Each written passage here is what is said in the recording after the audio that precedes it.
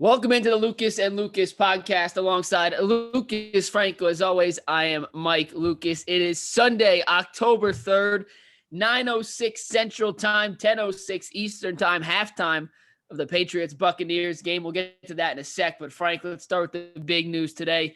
The Giants won, the Jets won, and the Yankees won, officially clinching New York's spot in the one-game wild card playoff. Franco, the Yankees have been a roller coaster for you all season. It's been a roller coaster for me. Watching you be on the roller coaster, this team takes you in, it drags you out, it pulls you back in, it pushes you back out. But they did it. They clinched one of the two spots for the one-game wild card play-in. And how do you feel? Aaron Judge came in the clutch today, came up big. I don't know how to feel. Today was probably the single most tense game of the entire season. 0-0 until the bottom of the ninth inning. I think that was probably the first game all season that there was a game like that. The Yankees didn't really have a single scoring opportunity until the bottom of the ninth inning. They escaped two jams where the Rays had a runner on third and less than 2 outs. So you could feel the tension with the rope because the Yankees would have lost this game. They would have had to play game 163 on Monday against the Blue Jays, and they're just based on the way that this weekend has gone, there was no way they were going to win that game. The Yankees had to win this game in every conceivable way, and they managed to come through. The Red Sox were down 5-1 to the Nationals, which would have meant they would have had to play on Monday against the Blue Jays, but they obviously came back because the Nationals are forfeit and quit on the season. So it's going to be Yankees, Red Sox on Tuesday. But Mike, literally my head hurts. The tension, the intensity of this day was something I haven't felt in a really, really, really long time, and I'm just drained. This weekend took a lot out of me. Watching the Yankees lose on Friday, lose on Saturday, 12-2 in an embarrassing fashion in a game that they would have just won. It would have just taken a lot of stress out of my life, which made today that much more stressful. So, Mike, I am burnt out. I need a breather. I'm glad there's no game on Monday because I need to recharge my batteries and get ready for Tuesday against the Red Sox. Yeah, it's going to be crazy. And with all the sports on any given Sunday, to have virtually a playoff baseball game going on simultaneously adds a lot to your plate, especially when it's a 0-0 contest where one run could be the difference. You can't miss a single play or a single pitch. It feels like every pitch could determine the game. And that is, I would say, the best and the worst part of sports, that literally every play, every second is important. And you can't take your eyes off the game for more than 2 minutes without thinking you're going to miss whatever the game-changing play is. However, I still find myself drawn to bad football, and I still found myself watching the Giants over anything else that was on TV today. Even at 0-3, you're still like on the edge of your seat. Like I find that crazy. Like if my team starts 0-3, like the whole like live on the edge, just live or die, do or die like mentality goes away. If you start 0-3, I mean, I get maybe in the NFC East is a little more open because the Cowboys, Eagles, and Washington are all like not. I mean, the Cowboys maybe turn out to be a lot better than everybody thought, but after that, I mean, it's really, really there's really no like clear cut like best team. So I guess maybe in your situation, you feel like you're not totally out of it yet because they just have the Bills in their division. But also, I feel like the Giants should have beat Washington. They should have beat Atlanta. Right. So this team was on the precipice, and I know they're 0-3, and typically if they're 0-3, the season's over. But I think they honestly could be 3-1 today. I mean, they should be 3-1 today. And I'm not saying the Giants are good because they are not good. They are not a good football team, but I'm still invested in seeing how Daniel Jones looks. Is he the guy or not? Is Saquon healthy? And there are some things with the Giants that I am interested in seeing, but we'll get to the Giants in a sec. Let's finish the Yankees real quick, Frank. 0-0 to the ninth inning. How tight was every organ in your body, and how many deep breaths did you have to take throughout innings like 5 to 7 or 8, even 9, when it was literally pitch by pitch, dagger by dagger? I mean, I didn't sit down for like 3 hours. I was walking around, pacing.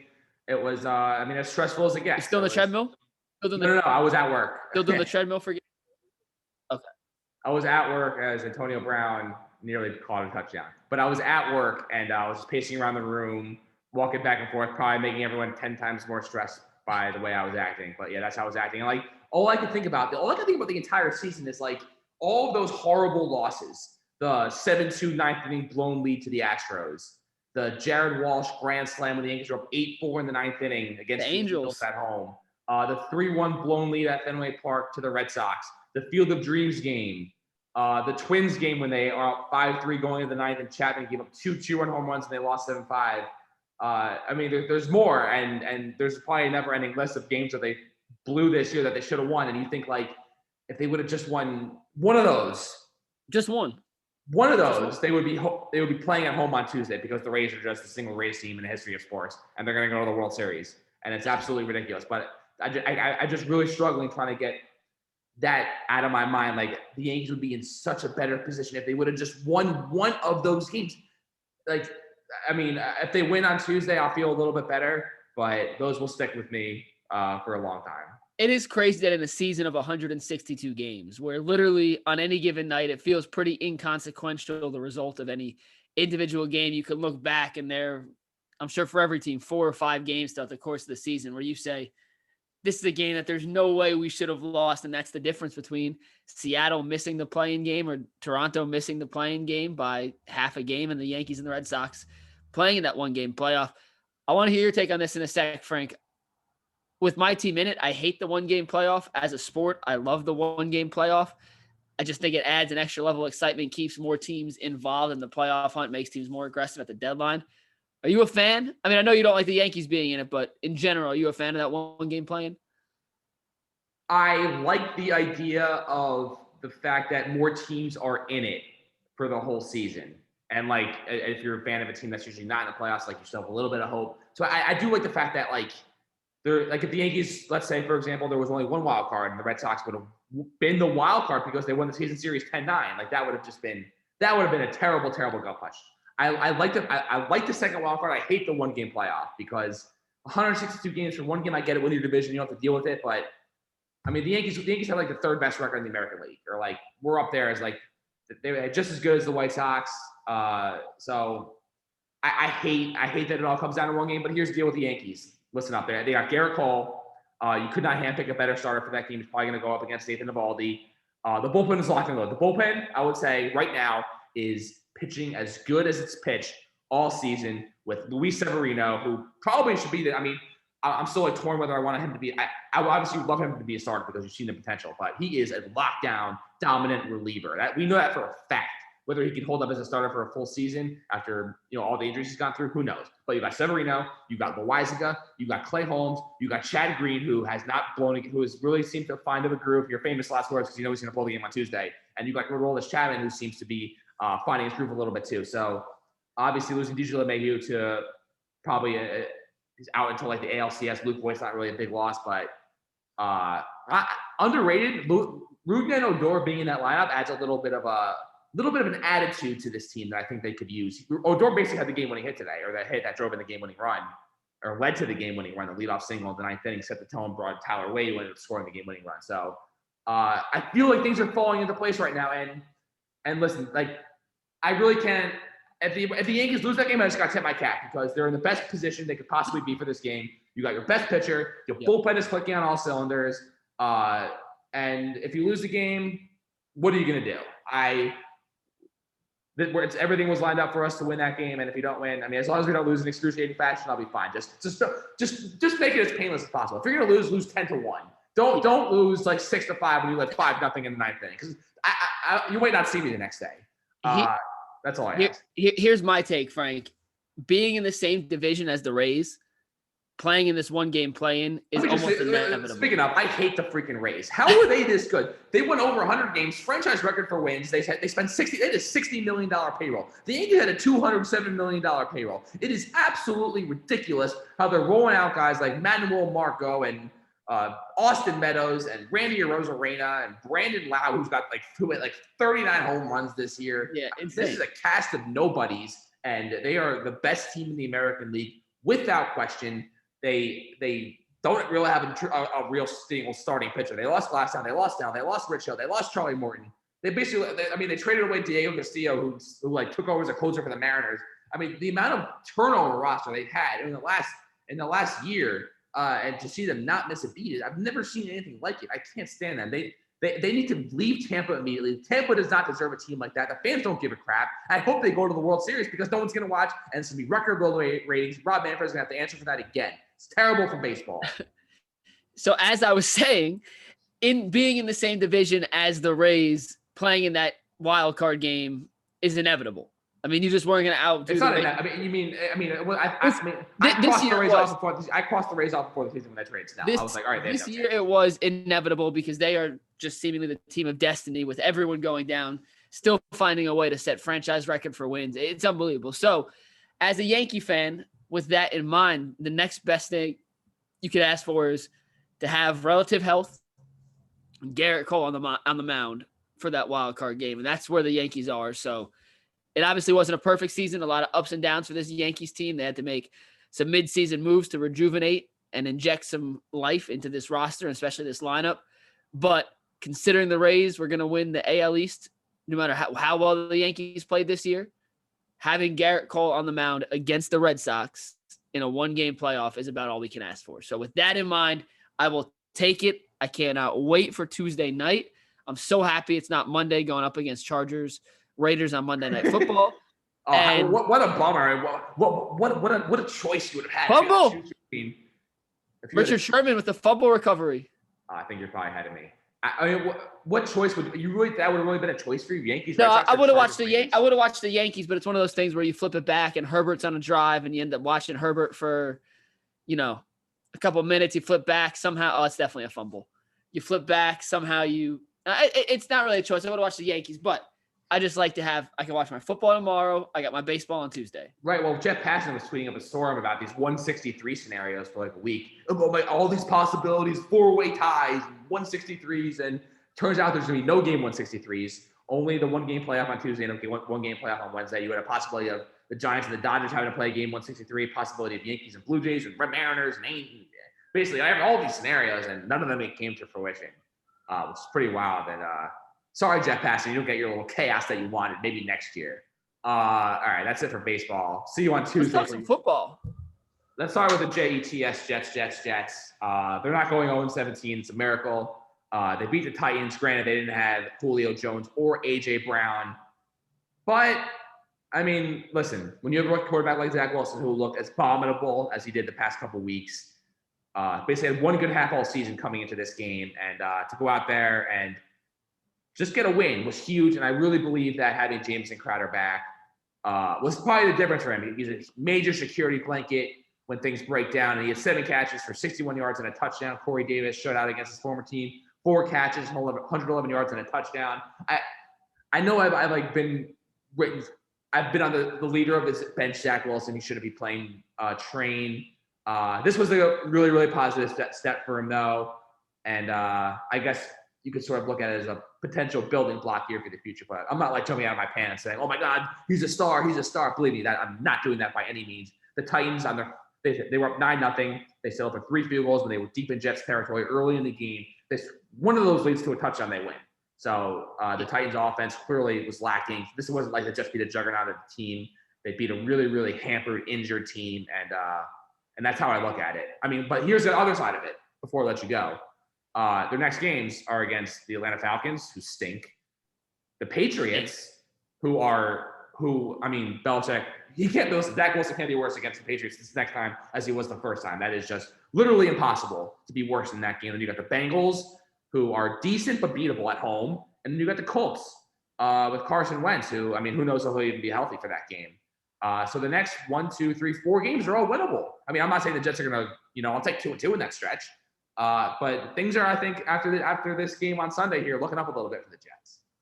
Yeah, I mean, I appreciate your ability to take this win in context because it was a hampered, beat-up Titans team. I don't think Tennessee's very, very good, but hey, a win's a win, and Zach Wilson made some unbelievable throws. He had glimpses today of why the Jets chose him with the 2nd overall pick in this past draft over 3 other quarterbacks who went in the top 15. He made some throws today that made you go, holy crap, this kid has a chance to be special. Now, he also made a couple of bonehead decisions. He also locked onto some receivers and missed some guys. But for the first time all year, the game I was watching cut into a Jets game to show an offensive possession because Wilson was rolling out and letting the ball fly 60 yards downfield with the flick of a wrist. His arm talent is absurd. It's absurd. I'm not going to sit here and tell you I watched the entire game. The Fox or CBS put it on. I saw the end of the 4th quarter in overtime. And frankly, the game should have ended in a tie. The Jets are lucky to come out with a win because Randy Bullock missed the field goal in overtime. All right, hang on. But on the other side, the Jets had the ball at the 1 yard line, third and goal. I'm just saying, let's not pretend. But this whole should have ended in a tie. If they would have just ran the ball up the middle, they would have won the game there, and it would have come down to a missed field goal. Randy Bullock still missed a field goal that would have ended the game in a tie as opposed to a win. Mike, you know how many shoulda, woulda, couldas there are in sports? I'm just saying that's not a shoulda, woulda, coulda. That's a legit Randy Bullock missed a field goal at 16. If that would have happened, it would have been a tie. If the Jets would have just ran the ball at the 1 yard line instead of doing a rollout with Zach Wilson with no passing option. You're the worst kind of person to argue with because yes, you take one coulda, woulda, shoulda. It was just a wrong coulda, point. woulda, shoulda, and then you decide to apply it to everything. Either way, a win's a win. The Jets fans should be ecstatic. Zach Wilson. Ecstatic? Are you kidding me? Yeah, because Zach Wilson proved for the first time all year. Proved? Yes. Proved that he has the capabilities of living up to the second overall pick. Now, he hasn't seen the consistency out of him yet, but from what I've seen from the Jets, so you're sold. No, he's so you're sold. He has to be consistent with it. But for the first time all year, we saw him show and display the tools. That's absolutely. He played great in the second. He played second great. He played great in the second half against the Panthers. So you're wrong again. Keep going. If you would let me ever finish one sentence, Frank, I'd say I haven't watched every throw he's made this year. But for the first time of what I've seen, it looked like he was a super talented, uber talented quarterback that the Jets haven't had in a long, long time. I view it. He showed signs of life.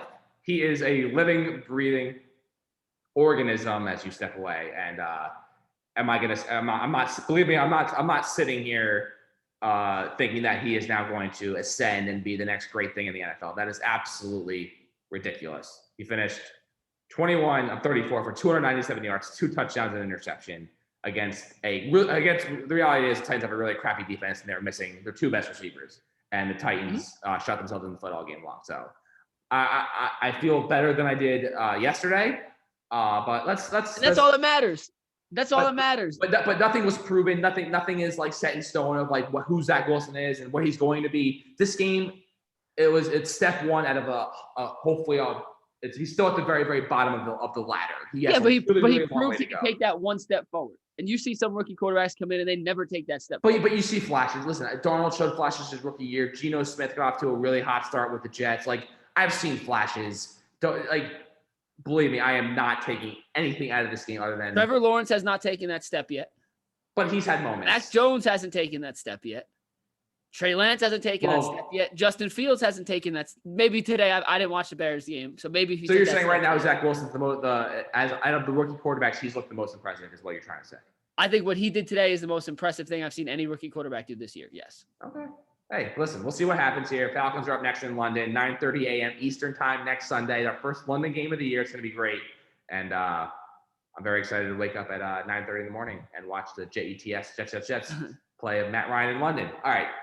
By the way, first time in history, in world history, the Jets and Giants won in overtime on the same day. How about that? A little fun fact for you. So a very exciting day in that regard.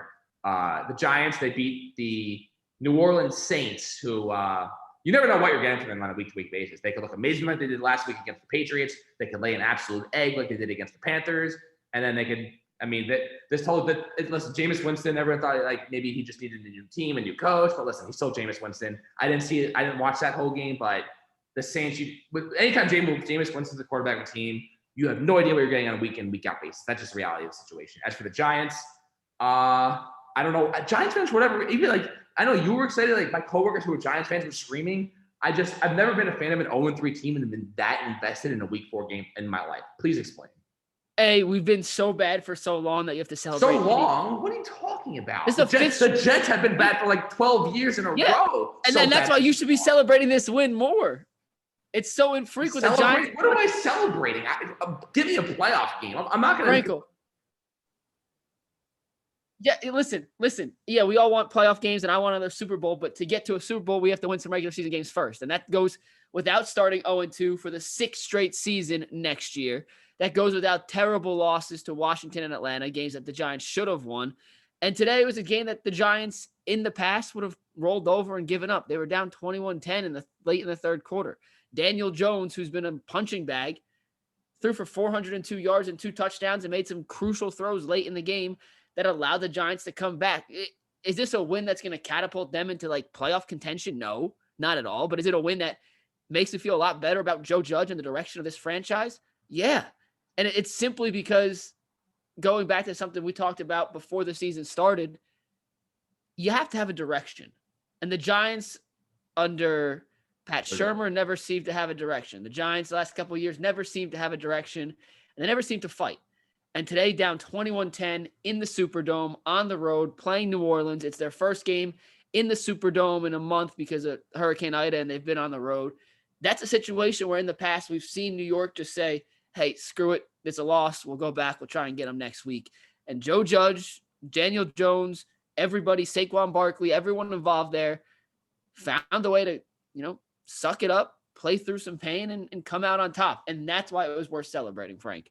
That's why I was as excited as I was, even though I was watching on a crappy first row sports stream that was 6 minutes behind reality, and I didn't know they won until 10 minutes after they had actually won the game. I had to turn my phone off. I couldn't find a better stream. It stunk. But yeah, that's why I'm excited, Frank. That is the joy that the Giants brought. Are they making the Super Bowl? No. Are they going to win more than 3 or 4 games this year? Probably not. But guess what? They won today, and that feels phenomenal. And I jinxed. I want to give myself props here real quick. I tweeted out when they were down 21-10, the Saints had just scored, that I refuse to live in a world where the Cowboys are unbeatable and the Giants are the worst team in football. And after that tweet, the Panthers went on a 16-0 run to make the Cowboys game a one-score game, and the Giants came back, sent the game to overtime, and ended up winning the game. So I reverse jinxed. Fumble. Sure. Buccaneers on the punt. Fumbled the punt, but there's a flag in the play. We'll see what happens. I'm definitely ahead of you. Yeah, you're slightly ahead. And yeah, so that's why I'm excited, Frank. It was a big win for the Giants. Daniel Jones made some big plays down the stretch, something we haven't seen him do in the past. Saquon with the big touchdown to win it, the touchdown to tie it, or the touchdown to make it a one-score. They're saying he was down, but go ahead. But whatever.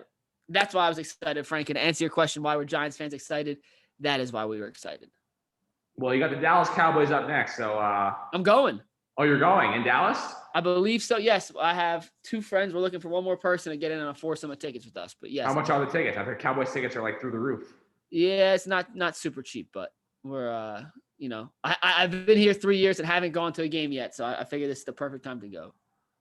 Very nice. Well, I've heard. I mean, Jerry's World. Obviously, you hear how glamorous it is. I was there last week for the A&M game. Oh, so you've been in Jerry's World before? Not as a fan, but I shot the A&M Arkansas game at Jerry World. Oh, so you've been inside the stadium. Got it. Yes, very, very nice. Very, very nice. So a couple other NFL notes here before we transition. So Brady's back in Foxborough. Obviously, that game is still going on as we're speaking. 7-6 Patriots in the third quarter. But, Mike, I was expecting to feel like a lot of emotions coming into this game. Like Brady chants and him crying. But I feel like I missed out. I don't know if I missed out or I was expecting too much, but I felt nothing.